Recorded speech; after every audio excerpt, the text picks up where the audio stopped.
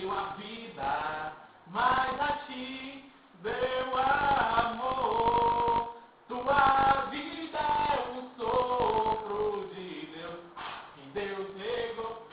Bem, aí porque podia faltar qualquer coisa, né? Menos essa música. Né? Mas, falando sério, já deve uma vez que eu estou tentando gravar esse vídeo, em nome de Jesus vai dar certo. Muito antigo. Né? Mas que Deus abençoe, Adilene, viu? Quer dizer que eu sou muito feliz. Estou muito feliz nesse dia de poder participar mais uma vez com você. Né?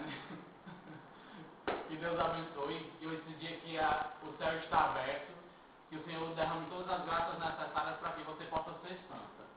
Né? Esse é o maior desejo do meu coração. Né? Que você seja santo assim como o Senhor é santo. Né? Que você seja feliz e fiel a cada dia. Que o Senhor te dê a graça e te sustente, né? Na fidelidade, na justiça, na oração. Né? E como eu estou feliz de participar da sua vida. Né? E como eu estou feliz de você participar também na minha vida. Né? Que Deus lhe abençoe e faça cada vez mais santo e com mais juízo. Né? Se você for para Caju, é mais fácil a gente se ver. Né? Para Quixadá já é mais difícil. Ou se não for para nenhum dos dois, Deus abençoe para onde for.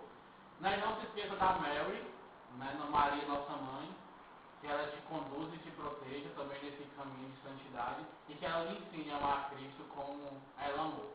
Né? Deus te abençoe e faça cada vez mais santo e mais fiel. Amo muito você, viu? Estamos juntos até o fim, porque amigos ficam juntos até o fim. Shalom. Meninos, desculpa, falando isso. Tá bom. Mexe, não tem problema.